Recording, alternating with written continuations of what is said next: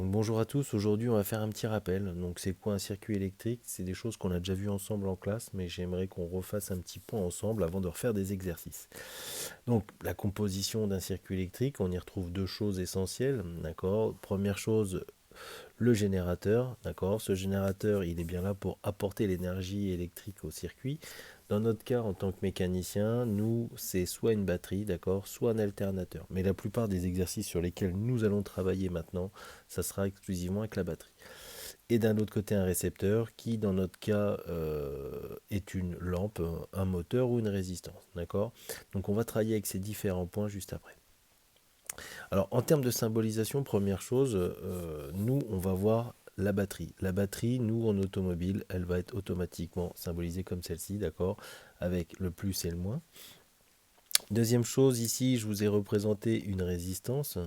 Donc, cette résistance va être impliquée, va être mise comme ça dans le circuit électrique, et bien souvent, on retrouve la valeur dessus. Par exemple, ici, 50 ohms, d'accord. Rappelez-vous le sigle ohm. Euh, Troisième chose, donc l'interrupteur, d'accord. Donc cet interrupteur qui est soit ouvert, soit fermé, de manière à pouvoir commander le circuit électrique.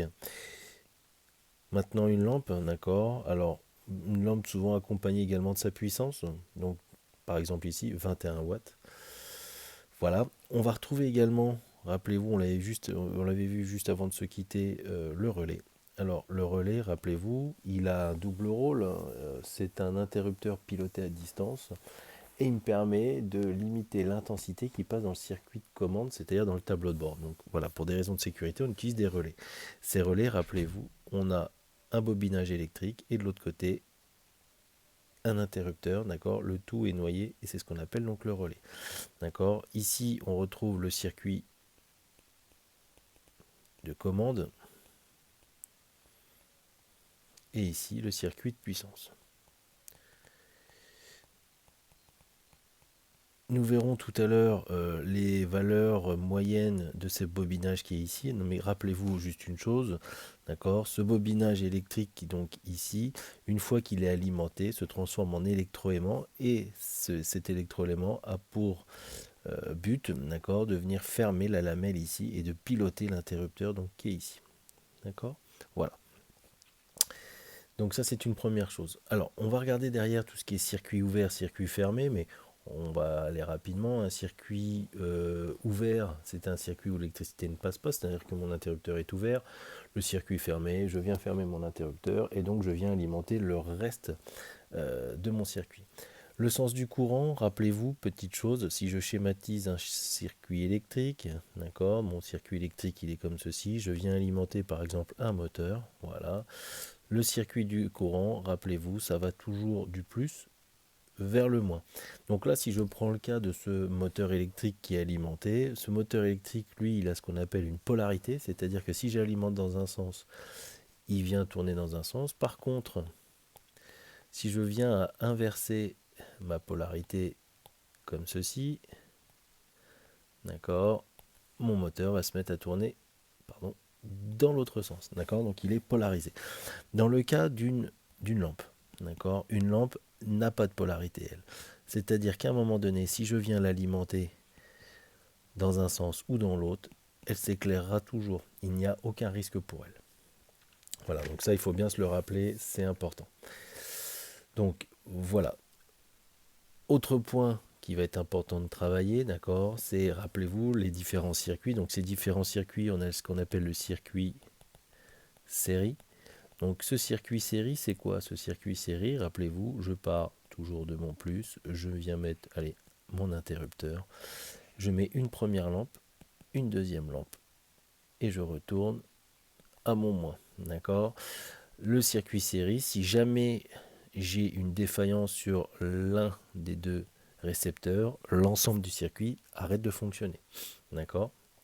Ça, c'est un point important.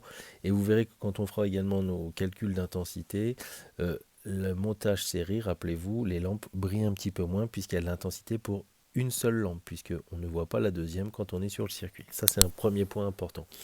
Le circuit maintenant, dérivation. Donc le circuit dérivation, donc ce qu'on appelle également le circuit rappelez-vous en parallèle, même chose, le plus, je viens alimenter une première lampe, d'accord, ok, et là je mets derrière un deuxième circuit qui est donc en dérivation. Là ça va impliquer deux choses, si j'ai une défaillance sur l'un des deux circuits, l'autre continue à fonctionner. Mais la deuxième différence qu'on va rencontrer aussi, c'est que mes lampes vont s'illuminer davantage sur le circuit en dérivation, puisqu'elles vont avoir toutes les deux leur propre alimentation, donc leur propre intensité de fonctionnement. Voilà.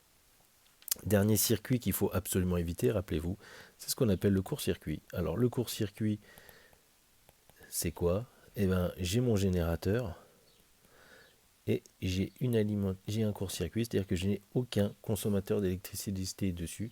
Alors ça va provoquer deux choses. Le court-circuit, c'est un danger, hein. D'accord, c'est un gros danger puisqu'on peut avoir risque d'embrasement du conducteur, c'est-à-dire que le fil va se mettre à brûler, d'accord. Ou sinon, on va avoir la batterie qui va exploser. Donc nous, en automobile, ça peut arriver, voilà, en cas de mauvaise manipulation. Voilà. Donc, c'était simplement un petit rappel. Dernière petite chose avant qu'on continue. Rappelez-vous, nous en automobile, si je viens partir d'un générateur ici et je viens donc faire un circuit classique, je viens alimenter une lampe, d'accord. Rappelez-vous, moi je ne schématise pas ici les fils de retour, d'accord, puisque nous on travaille, on met directement le moins à la masse et je mets directement après ma lampe à la masse. C'est-à-dire que ces deux, hop là, ces deux masses qui sont ici, finalement, sont ni plus ni moins qu'un fil. Ça correspond à un fil qui pourrait relier les deux. D'accord. Mais nous, en automobile, on travaille, on va directement les fils à la masse de manière à ne pas avoir ce fil supplémentaire qui pourrait nous encombrer. Voilà. Donc, dans un deuxième temps, je vais vous refaire une deuxième vidéo sur tout ce qui est calcul d'intensité pour qu'on puisse faire un peu les exercices par la suite.